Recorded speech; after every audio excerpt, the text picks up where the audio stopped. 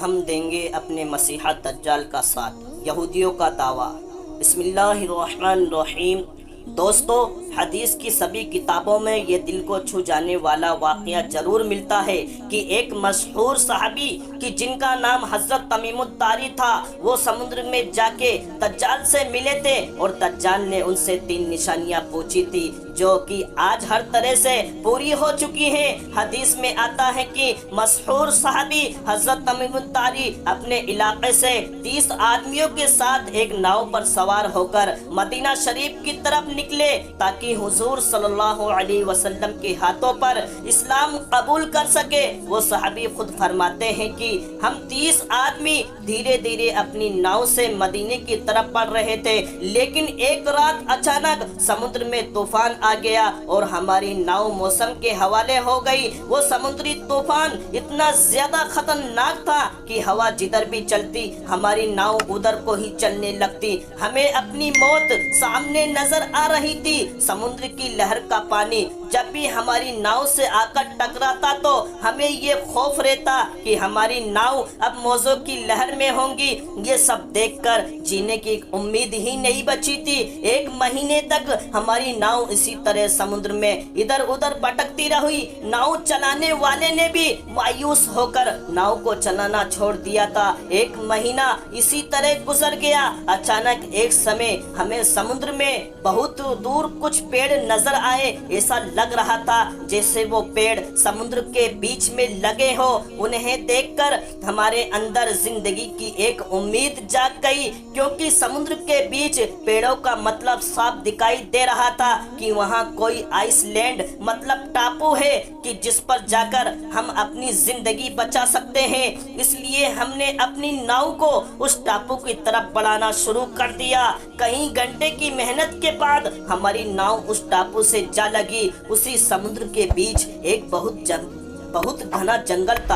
ہر طرف بڑے بڑے پیڑ لگے تھے۔ شام ہونے کو قریب تھی، سورج ڈوبنے ہی والا تھا کہ ہم اس سے پہلے ہی اس سمندری ٹاپو کے پاس پہنچ گئے۔ وہ صحابی فرماتے ہیں کہ ابھی ہم سبھی لوگ ناؤ سے اتر ہی رہے تھے کہ اچانک جنگل کی طرف سے ہمیں بڑی عجیب آواز سنائی دینے لگی اور پھر تھوڑی ہی دیر میں ہمارے سامنے ایک بڑا عجیب سا جانور آ کر کھڑا ہو گیا۔ اس کے جسم پر اتنا زیادہ بال تھے کہ سمجھ نہیں آ رہا تھا کہ اس کا چہرہ آگے ہے یا پیچھے۔ اس جانور کو دیکھتے ہی ہم لوگوں نے اس پر لعنت بھیجی۔ ہم سب سہن کر ایک دوسرے کے پاس کھڑے ہو گئے، کیونکہ پہلے ہی ہم سمندری موجوں کا شکار بن چکے تھے اور اب اس جنگل میں ہمارے سامنے ایک نئی مصیبت آ کھڑی تھی۔ وہ عجیب سا ڈراؤنا جانور اچانک ہم انسانوں کی زبان بولتے ہوئے کہنے لگا کہ تم کون ہو اور کہاں سے آئے ہو۔ تو اس جانور کو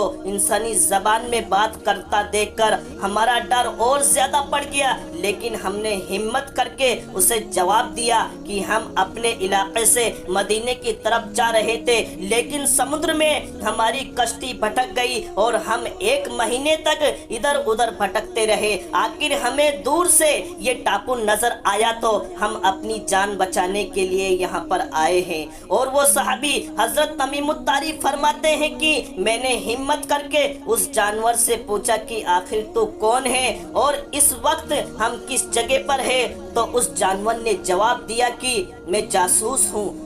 تو حضرت تمیم الداری کہتے ہیں کہ میں نے پوچھا کہ آخر تو کس کا جاسوس ہے؟ تو اس نے کہا کہ میں جس کا جاسوس ہوں وہ تم لوگوں کو بہت زیادہ ملنے کا شوق رکھتا ہے، اس لیے تم مجھ سے ڈرو نہ بلکہ میرے ساتھ چلو، تمہیں کوئی نقصان نہیں ہوگا۔ حضرت تمیم الداری فرماتے ہیں کہ ہم سبھی 30 لوگ اس کے پیچھے چلتے جا رہے تھے کہ وہ جانور ہمیں گھنے جنگلوں کے بیچ عجیب راستے سے اندر کی طرف لیے جا رہا تھا۔ چلتے چلتے اچانک ہمارے سامنے ایک بہت بڑا پرانا محل آ گیا کہ جو اونچے گھنے پیڑوں سے ڈھکا ہوا تھا۔ اس جانور نے ہم سے اشارہ کرتے ہوئے کہا کہ تم لوگ اس محل میں داخل ہو جاؤ۔ وہ صحابی فرماتے ہیں کہ हम सभी लोग हिम्मत करके अंदर दाखिल हो गए। अचानक हमने एक बहुत ही डरावनी शक्ल का बड़ा सा इंसान मोटी मोटी जंजीरों में जकड़ा देखा। वो जंजीरों से खुद को छुड़ाने के लिए इतनी जोर से छलांग लगाता कि महल की छत को जाकर छू लेता, लेकिन उसकी जंजीर न टूटती। वो इतना ज्यादा डरावना था कि उसे देखकर हम सभी के जिस्म कांपने लगे और इसी दहशत में हमने उस इंसान पर लानत भेजी और कहा कि आखिर तुम कौन हो।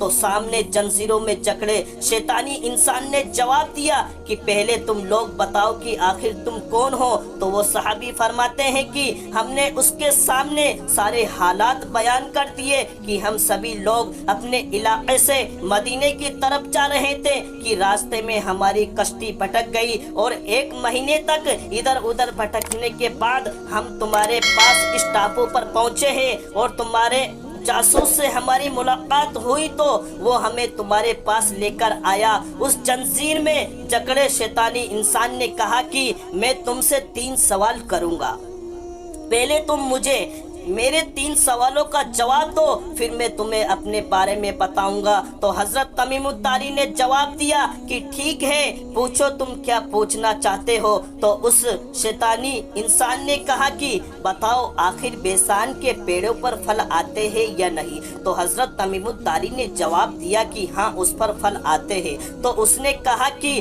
बहुत ही जल्द उस पर फल आना बंद हो जाएंगे। उसके बाद उसने दूसरा सवाल किया कि आखिर बताओ मशहूर नदी बोहरा तबरिया में पानी बचा है या नहीं। दोस्तों, वीडियो अच्छी लगी तो वीडियो को लाइक करो, चैनल को सब्सक्राइब करो और वीडियो को अपने दोस्तों तक भी शेयर करो। मिलते हैं दोस्तों अगली वीडियो में, तब तक के लिए अस्सलाम वालेकुम व रहमतुल्लाहि व बरकातुहू।